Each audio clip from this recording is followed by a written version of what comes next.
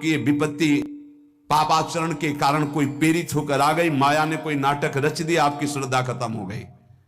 अरे युद्ध है, कभी विपक्ष से भी बाण आकर शरीर को घायल करता है तो सूरवीर पीठ थोड़ी भागता है। ऐसे ही भजन के मार्ग में उतरा जाता है, चाहे जितनी विपत्तियां आए, अब नाम नहीं छूटेगा तो विपत्तियों का कोई प्रभाव आप पर नहीं पड़ेगा। हरि स्मृति सर्व विपदि विमोक्षणम, भगवान व्यासदेव जी कह रहे हैं।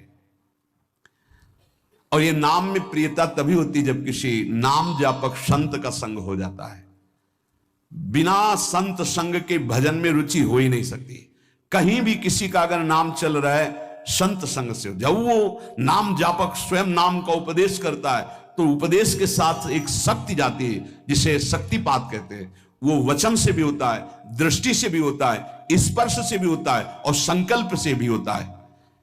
शक्ति जो नाम जप की है, नाम जापकों की शक्ति जब साधारण जीवों में जाती है, तुम आज से नाम जप करो, तो क्या समझते हो?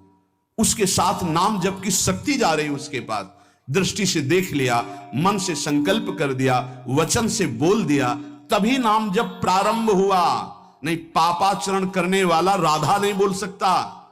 विश्वास कीजिए, पापवंत कर सहज स्वभाव, भजन मोर ते भाव न गाओ। संत जन भगवान के पार्षद हैं, अहेतु की कृपालु हैं, वो कृपा करते हैं तब नाम जप शुरू होता है। एक पति पत्नी में बहुत आसक्ति थी परस्पर, नाम जप ये सब तो आसक्ति के कारण कहीं गुंजाइश ही नहीं थी। जैसे साधारण कामासक्त दंपति, ऐसे एक बार एक संत भगवान वहां से तो देखा कि परिवार में बिल्कुल अश्रद्धा है संतों के प्रति, ना भगवान का भजन न धर्म। तो सामर्थ्य भजन से जो जितना करता है, ऐसे उनको देवर्षि नारद जी मिल गए। तो नारद जी से कहा, परम कृपाल हो, ये दंपत्ति इस घर में रहते हैं, बहुत आसक्त हैं, क्या इनकी परस्पर आसक्ति हट सकती है और भजन हो सकता है? बोले तो ऐसे हो जाएगा, चुटकी बजाते।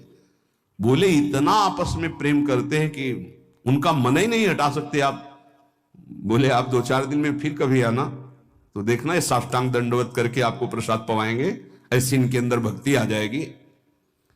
नारद जी गए, पति कहीं बाहर कार्य से गया था, पत्नी कहा कैसे आप संत भगवान कैसे आए?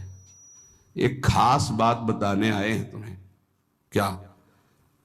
ये जो तुम्हारा पति था ना, ये पूर्व जन्म का नमक बटोरने वाला नोनिया था। बोले नहीं प्रभु ऐसा नहीं। बोले रात में जब सो रहा हो तो तुम उसकी त्वचा को चाट के देखना, बिल्कुल हमारी बात सत्य मिलेगी। तुम जो इतना प्यार कर रहे हो तुम्हारे काबिल नहीं। ऐसा कैसे हो सकता है? पक्का। कहां खेत है तुम्हारा? जहां पति गए, बता अमुक जगह। नारद जी गए। कैसे बाबा जी? बोले एक बात बताने आए, जिसको तुम पत्नी को बहुत प्यार करते हो ना, नागिन है पूजन। बोले आप कैसे कर? बोले हमें त्रिका लग गए, हम जानते हैं। बोले अगर परीक्षा करनी हो तो रात में सोने का नाटक करना, देखना जबान निकाल के आगे। देवर्षि नारद जी ने अब वो कि बाबा जी बोल गए थे कि तो रात में वो सोने का नाटक, डर भयानक उसके सता रहा था कि नागिन है पास में। अब जब चाटने होगा तो जो ही जवाब निकाले फिर समझ गए वो और चिल्ला पड़े वापस। बड़ा तो दृष्टांत सागर का है ये। तो अब रात तो बहुत विघ्नकारी हो गई, आपस का प्रेम एकदम खत्म।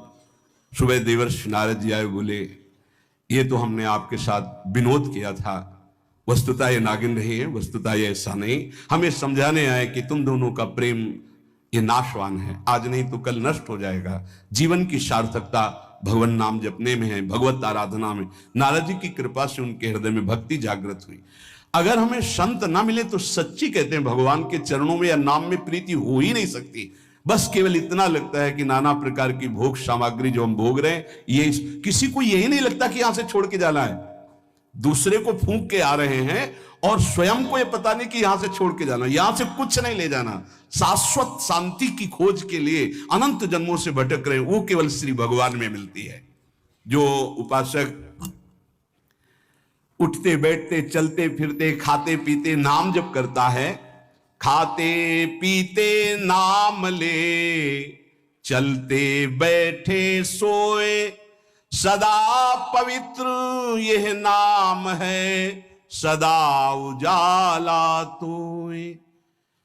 जो नाम जपने के लिए जरूरी नहीं है कि आप पद्मासन लगा के बैठे, आप आसन में बैठे, नहीं। गृहस्थी धर्म में आप खेत जा रहे नाम जप करते हुए, आप एक एक फावड़ा चला रहे नाम जप करते हुए, क्या चला जाएगा?